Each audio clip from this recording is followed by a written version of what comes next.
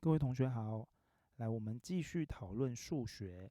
今天第二集呢，我们要跟大家谈的是线性函数的移动。那上一次的影片呢，我们已经有跟大家谈过哈，就是希望同学要注意你在学未来这个经济学的过程里面，要时时提醒自己数学方程式、图形之间的转换。如果你可以把它做得很好的话，对于你未来学经济学是会轻松很多的。那所以我们今天要继续延续这个主题哈，来讨论就是当我今天的函数有变动的时候，那它在图形上会呈现什么样子的变化？那如果同学是学经济学，你常常会发现你是先知道，这个图形好像要移动，那你有没有想过图形移动它对应的方程式或函数应该要变成什么样子的状况？那我们今天这一集就是要教同学这个双向转换的过程，它的数学所具备的基本能力。如果同学今天这个主题可以学得好，我会很肯定的跟你说，你未来在学经济学的时候，不管是个经还是总经，好，尤其是经研所的同学，你就可以轻松很多。就我所知，哈，在个经的部分，大部分的同学转换的都蛮好的，但是在总经的部分哦，目前当下的就是主流的经济学教育，还是很多人倾向于就是画很多的图形去做所谓的转换。那当你做转换之后，你才有办法知道比较静态的差异。好，但是我个人觉得这样子的学习其实不太好。原因是因为同学未来到经研所之后，其实你是没有时间做画图的转换的。好，虽然我平常都是说，哎呀，你考试这样子太麻烦了，没有时间做。但是其实我真正要告诉你的是，你到了研究所之后，更不会有时间做图形的转换。所以图形转换只是一个学习的过程，不应该成为你学习跟日后使用的这个常态的做法。所以真正的数学家或者是经济学家，它其实图形都只是拿来作为辅助的工具。当你需要知道比较静态这个观念的时候，所谓的比较静态就是函数里面有变数变化，好，有一个变数它改变了，会发生什么样的结果？当你需要知道比较静态这个状态的时候，其实你最好的工具是从函数直接推图形。你知道函数怎么变，你就可以知道图形怎么变。好，所以其实你只需要写出这个新的函数，或者你只要知道这个函数应该它哪一个变数变化，在图形上会产生什么样的结果，那你就可以立刻得出这个图的结果，而不需要另外再去画一堆的图形来辅助。好，我觉得这是非常重要的。各位同学以后到研究所之后，你会发现没有老师帮你画什么8个象限的图在那边转来转去。哈，所以我们今天这一集就是要破解同学就是太过于依赖传统的一些我觉得很旧式的经济学教育哈，就是不知道为何这个东西一直没有被拿掉。我觉得这个其实对于你日后学更进阶的时候会是一个阻碍。好，因为有的同学没有那样做，他就不会做了。好，所以我们今天这一集就是要教导同学一些我觉得你可以日后长久使用的一个观念。但是这个观念呢，其实回过头来看非常的简单，就是你以前高中国中就会的一些基本功，只是你可能从来没有这样想过而已。好，那所以在进入我们今天的主题之前呢，请先复习一下线性函数。我们上一支影片最重要的核心观念，其实就只有今天这一页投影片，也就是同学你要知道你在画的方程式通常是直线。好，我们今天通常都只讨论直线，这些直线方程式的横轴跟 x 轴到底代表什么？好，我上一次的影片有教同学，有跟同学讲过，我说很多同学不知道那个纵轴可以画 MP， 或者可以画 MB， 或者 MV， 或者 MC， 他不知道那个纵轴原来就是那个函数的其中一个变数。那现在我想同学看过上一支影片之后，应该已经知道这个事情。好，那就请你记得，我们等一下要讨论的这些函数，它分别哪一个变数是放在横轴，哪一个变数是放在纵轴，然后请你呢尽量快速的找到这条曲线大致画法。你就算不知道它的经济意义，你也大致上知道它怎么画。好，需要知道它怎么画，你可以回去看之前就是最原始的那个数学教学影片，你也可以看我接下来要跟你复习的这几个主题。第一就是你需要知道斜率跟截距。好，我们现在看一下 y 等于 3x 加8这一条曲线，它应该是哪一条？应该是蓝色的这一条。为什么是蓝色的这一条？因为这一条是正斜率的，所以 yx 等于 3x 加8。我们知道这个 y 如果在纵轴 ，x 在横轴，那 x 前面的3应该就是斜率。那因为这个3是大于0的，所以理论上这里只有蓝色这一条可以有机会是 y 等于 3x 加8。好，接下来请看下面这个 y 等于，我会喜欢把它写成负 3x 加26。那我知道负3应该就是下面这个，因为它的斜率是负3，所以它应该是 y 等于负 3x 加26。除了我知道斜率之外，我还需要知道截距。截距指的就是这一条曲线或方程式跟两轴碰到的位置，那个点是什么？这个叫截距。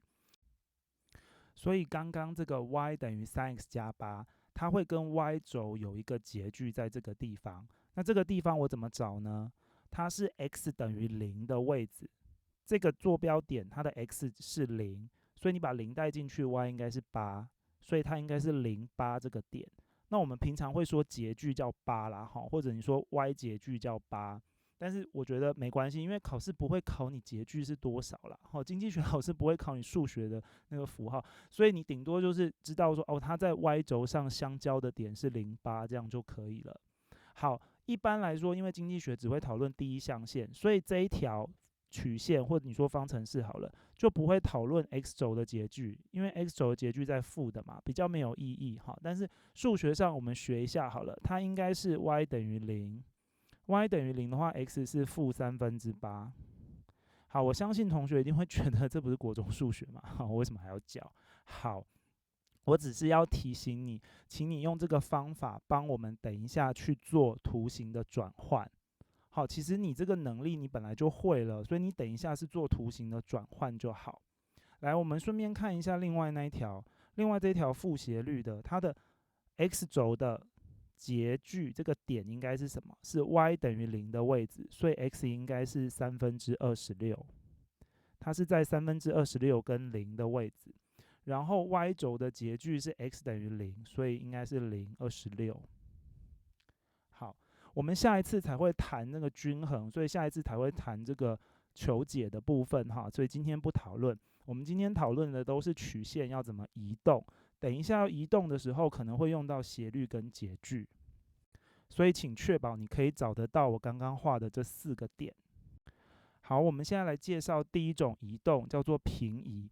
图形上平移是很简单的，但是呢，如果我跟你说这一条曲线平移之后，方程式应该长成什么样子，你大概帮我描述一下。大概有一些同学就不会了。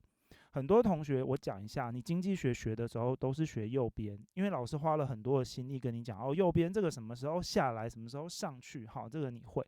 可是经济学的考试考这样子的题目的学校越来越少，因为这太基本了。你要考研究所，怎么可能考这么简单？所以2种考试方法，第一种就是呢，你要先在函数形式上会判断它移动之后方程式大概是长怎么样。那通常考试也问你这方程式而已，他根本没有要问你这个图形长怎么样。这是第一种。第二种就是呢，他可能会问一些观念，好，那可能同学不容易判断出它是右边我讲的这种上移或下移。好，就是说你用经济学的方法，你不见得可以判断得出来。那这个时候怎么办呢？这就是我们今天讲这一集的目的有的时候这一条路不通你就是直接说它上移下移你不会，那怎么办？想办法先从左边的方程式推出新的方程式，那你知道哪一个是哪一个，画出来就好。那你画出来之后，你就会发现，原来它是上移，或原来它是下移。所以为什么经济学要教你这个能力，是希望你可以在这之间互通，不是要教你说一定要这样做，没有哈。如果你今天考试只是为了要知道这条线是上下移动，那你知道就好了。可是现在的考试就是没有这么容易，可能你不知道，或者是现在有很多像台政的考试，它是以数理为基础的，它会需要你算出来，你算不出来的话也没有用，你知道它上下移动也没有用，因为我要叫你解新的均衡点。那解勋的均衡点，如果同学又去背一些很制式化的解答过程那遇到考试变化题，你大概就80%会算错。好，所以我现在要教你了。如果是平移的话，那它方程式大概会变怎么样？我教你用这个基础的观念去记它。你帮我想一下，刚刚这一条方程式是 y 等于3x 加8，假设是下面这一个。那我知道现在你把它往上移，我们现在讨论上移如果你把它往上移的话，它斜率有没有动？没有动，因为它是平行上移，所以它斜率没有动。那上面这一条应该还是长成 y 等于3x，然后加什么？这个好像国中有学过。所以如果你知道这件事情的话，直线的平移，不管是上移、下移或左移、右移，它斜率不会动。那你 y 等于这个 3x 的这个部分就不会改变，它唯一改变的地方是什么？后面那个常数项就是参数。那请问同学，那个8本来的意义在哪里？你可以这样想，那个8本来帮我们判断的意义在这里，它是0、8，它是 y 轴上的截距 ，x 是0的时候 y 是8。你现在这条曲线往上移，那这个截距也会往上移吗？因为每一个点都往上移。那如果是这样子的话，0、8应该往上移，随便举例好了，0、12，那往上移4个幅度，对不对？所以这一条方程式应该变成什么 ？y 等于3x 加12。我可不可以把 y 等于3x 加12写成 y 等于3x 加8再加4？可以，对不对？好，所以注意上面这一条往上移动之后的方程式是 y 等于3x 加12。首先是你要知道，你看到这一个跟看到这一个，它只有什么？只有常数项不同。你要有感觉，它应该是平行的2条线，然后一个在上，一个在下。这是第一件事情。第二件事情是，如果你写成下面这个 y 等于3x 加8再加4，那你要知道什么事情？你要知道它是 y 等于3x 加8再加4来的。好，这就是我今天教你的最重要的第一个做法你帮我观察它有哪里不同。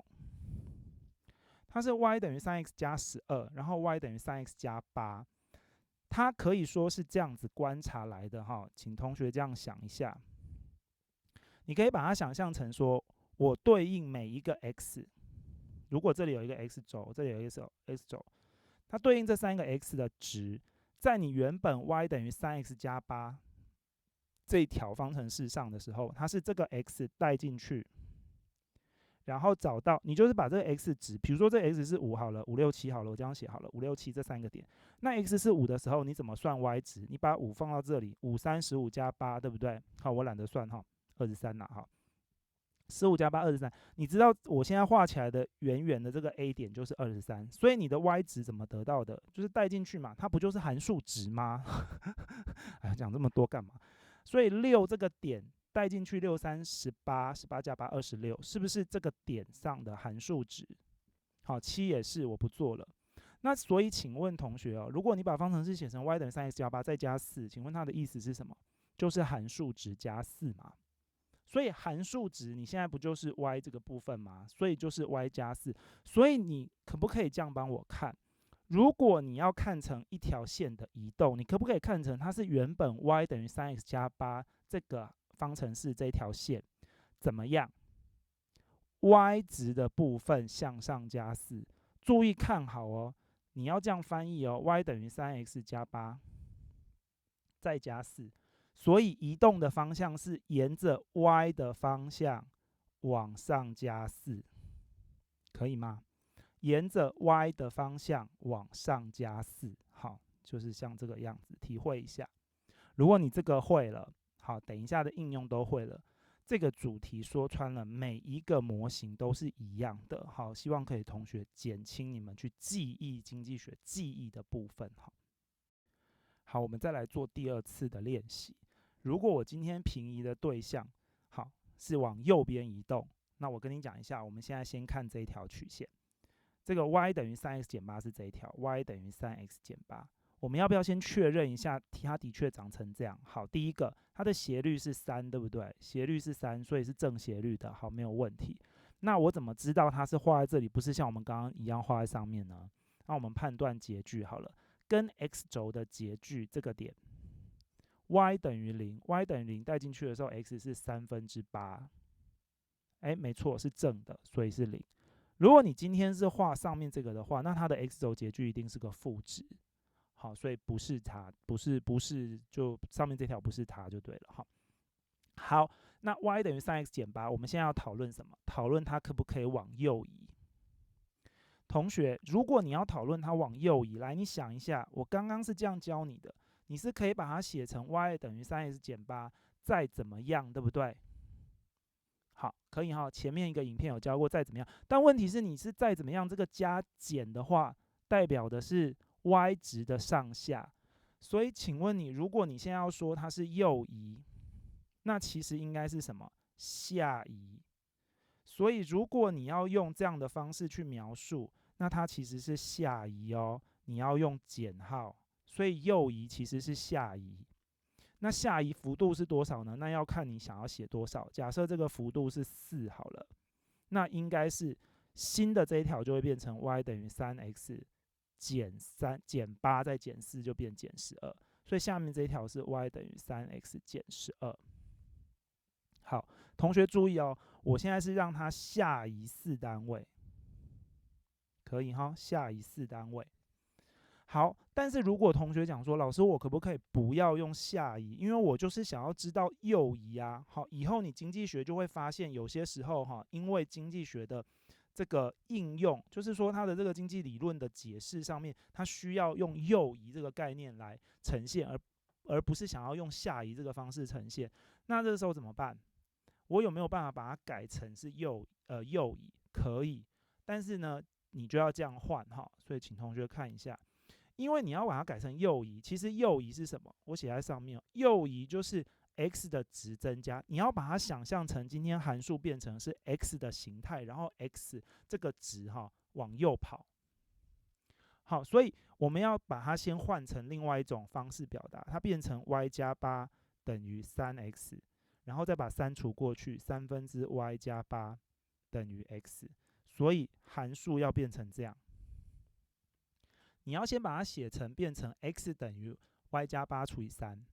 当你写成这个函数形式的时候，你就可以说，如果你今天这个函数是右移或左移的话，那它可以变成 y 等于3/y 加8，怎么样？再加减一个东西，这样看起来就会是这条曲线的右移或左移，因为它是指 x 的函数值增加或减少。可以哈。好，那同学，我们来印证一下这个做法是可行的。请问我们刚刚是不是把 y 等于 3x 减8往下移动，变成 y 等于 3x 减12？那请问你下来之后的截距是哪个点？我现在圈起来的红色这个，它是不是变成 x 要是4，然后0？因为4、3、12嘛 ，x 是4。那请问同学 ，x 是4的时候，这一条新的方程式看起来像是原来的右移多少？注意哦，这个右移的幅度跟下移是不一样的哈。你刚刚下移4单位，现在右移是多少？4/3是12/3，所以8/3到12/3是右移了4/3个单位。所以如果同学你要用右移的方式来写这个式子的话，你应该要写成这个下面的 x 等于3/y 加8，然后呢加4/3，应该要把它写成加4/3。我们试试看，你把它写成 y 加4/3之后，答案会不会一样？它是什么？我写在右上边哈 ，x 等于3/y 加8/3加4/3，所以是3/y 加12/3就是4。好，那你再把它移项一下，3x 等于 y 加12，所以 y 等于 3x 减12，有没有一样？有。所以注意啊，你如果要用 y 的方式去移动，你要记得 y 上下是怎样，是上移下移。但是 x 如果增减左右移的话，你要用 x 的方式。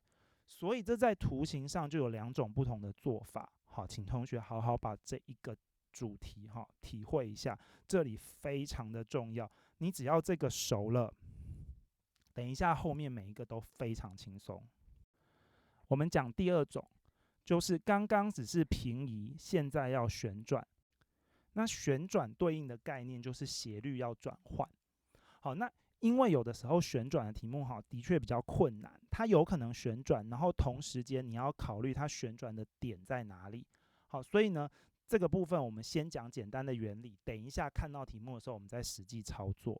简单的原理就是呢，如果它今天都是沿着原点，这太模糊了，我画一下，沿着原点这个点来旋转，这样上去，这样上去。那很简单，因为它都通过什么00，它都通过00这个点，所以看起来方程式一定是 y 等于什么 x， 因为这样才能通过00这个点嘛。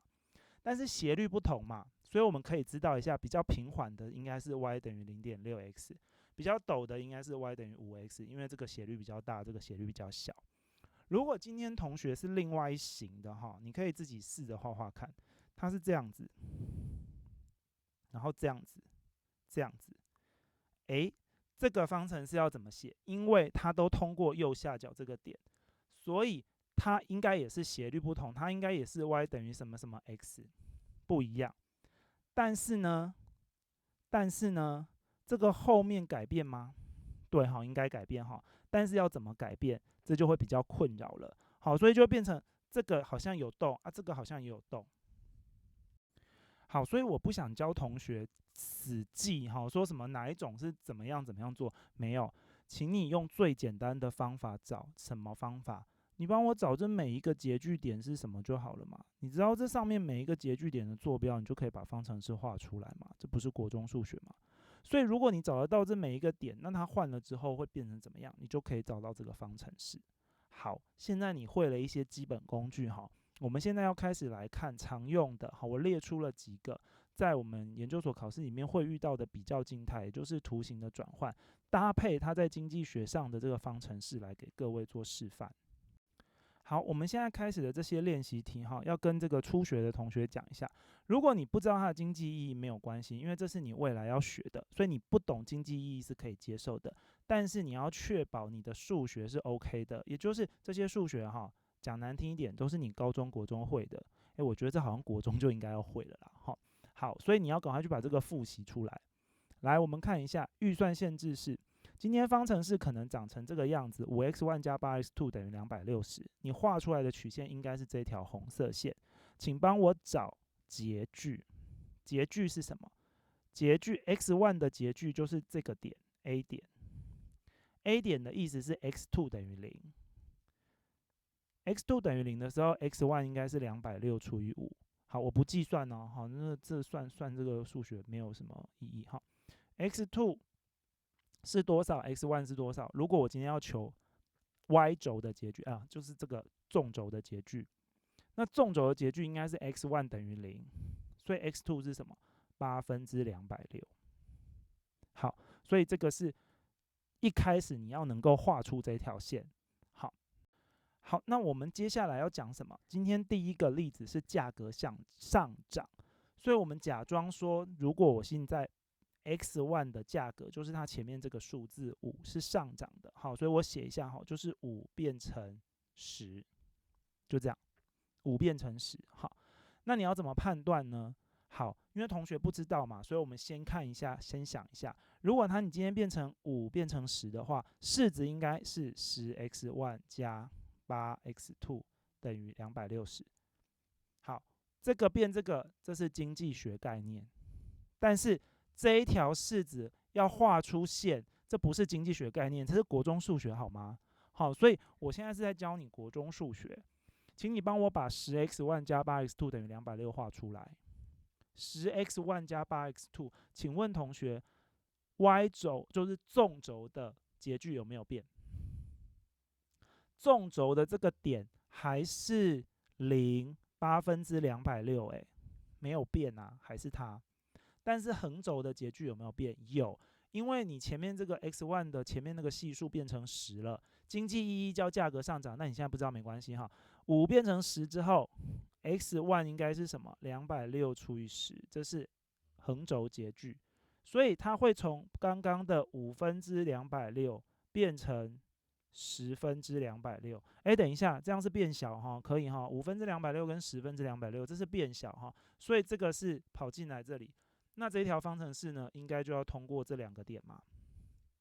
所以你现在红色圈起来的这一条方程式，10x1 加 8x2 等于260，应该会是内缩的这一条线。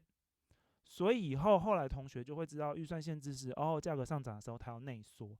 可是我不希望同学只是记说什么 px 上涨啊，然后这预算线就是这样变成这样。我看过好多人是这样记的同学千万不要这样子。为什么？因为如果你今天只有会这个，那今天题目如果改了，你可能会做不出来。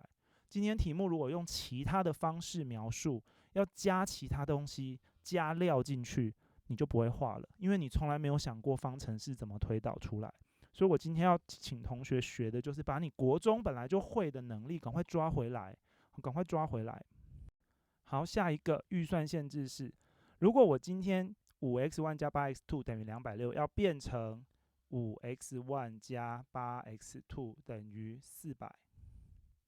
我今天要的是所得增加，那所得增加在经济学上的概念就是那个260会变成400，你不知道为什么，以后再学。但是如果是这样子的话，那5x1 加 8x2 等于400这条线应该要长成什么样？好，那同学我问你我们我刚刚前一页没有问你斜率，对不对？请同学回去帮我想 example 1里面方程那个曲线的斜率有没有变？我们偷偷想一下，斜率是有变的，因为刚刚是这一条，后来是这一条，这个斜率一定有动。但是请你帮我回去刚刚那个算式里面算它的斜率是多少，帮我回去算。斜率要怎么算？斜率是这样子如果方程式的标准式是 ax 加 by 等于 c 这样子的话，那斜率就会是 a 除以 b 加负号。因为我们平常不喜欢那个正负号嘛，我在那个基础经济学里面那5集里面我应该有讲过，大部分的时候不是很在意那个正负号，不过你要写标准的话要写负号啦，这个斜率是负 b 分之 a 啦，但是没关系啦，你平常我们就讲数字就好。好，斜率是 a 除以 b， 所以这条刚刚这个线的斜率应该是5除以8，负8分之5，但是缩进来之后，你记不记得缩进来之后它那个x1 价格变成10，所以它应该是负10分之8。你帮我想一下，这样对不对？对因为后来的曲线比较陡峭嘛，所以斜率比较陡，可以所以同学斜率的基本应该太简单了，对不对？好像有点碰触国中所以请你赶快复习一下这个斜率这样子大小你会看好，那请问同学，我们回来这里 example 2， 请问这 example 2里面斜率有没有动？5x1 跟 8x2 斜率有没有动？没有动就是现在这个题目的经济意义是所得增加，但是不管它，反正它看起来是5变5还是一样，8变8，所以这方程式有没有动？没有动，前面系数没有动，那它的图形的斜率不会动，所以它画起来应该是什么？应该就还是这个斜率，红色线斜率，只是我不知道它在哪里。我确定它一定不一样，为什么？因为一样一定要在260啊，一样才会是260，这个是260啊，一定不一样嘛。不一样，那多一点是在哪里？少一点是在哪里？好，怎么判断呢？很简单你可以这样想我刚刚是不是用截距找答案？那我们现在也用截距找答案嘛。刚刚的截距在哪里？刚刚的截距如果这个地方是0的话，是不是8分之260？这个地方如果 y 是0的话，是不是5分之260？那你现在要变成新的截距是什么？一个是5分之400， 0，一个是0 8分之400。好，5分之400跟5分之260哪一个大嘛？当然是5分之400大，所以它会在右边，对不对？5分之400在右边，另外一个在上面，对不对？好，这个是什么？8分之400，所以就是什么？外移。所以经济学上同学很多人会说所得增加就是外移然后就平行外移。对你怎么知道？很简单，你从这个截距的差异可以去找。好，有没有别的方法这样做？有哦，还有别的方法。你帮我想一下，我们刚刚教同学前面那个平移的做法，我怎么用平移的做法想？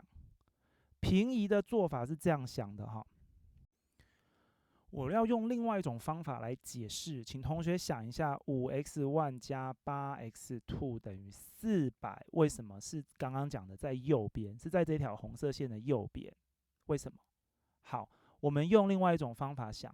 第一个，我们用这样想好了，我如果把 x2 刚刚的这个类似 y 轴的 y 当成函数值，它是不是应该写成 8x2 等于400减 5x1？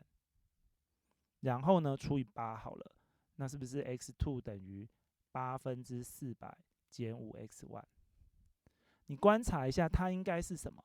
它应该是刚刚原本的，好，原本的式子应该是写成 x2 等于，我写快一点，260减 5x 除以8，可以哈。我有讲过哈，你要考虑它哪一个方向移动，你要选一个轴来当做这个基准点。我们选 y 轴上的东西，那是 x2 的函数值 ，x2 的函数值，它就类似刚刚写的 y 等于什么什么负 5x， 刚刚不是有一个题目这样吗 ？y 等于负 3x 还是负 5x 这样？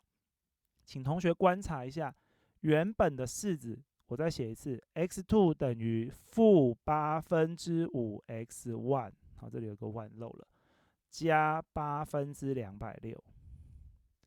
后来的式子是 x2 等于负5/8x1 加400。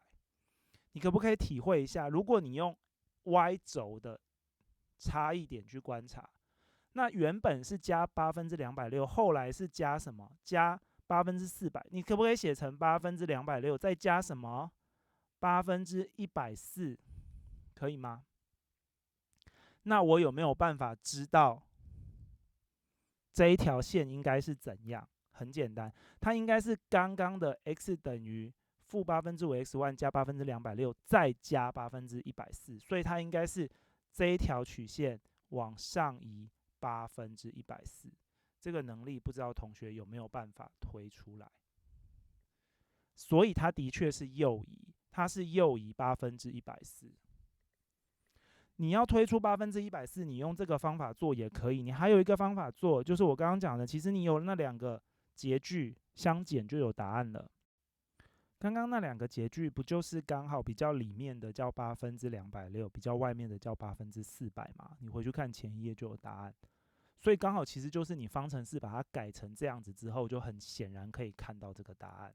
好，请同学再帮我做另外一个动作，请你再做另外一件事情。你把它想成是 x 轴的横轴的这个变数的变化，那要怎么表达？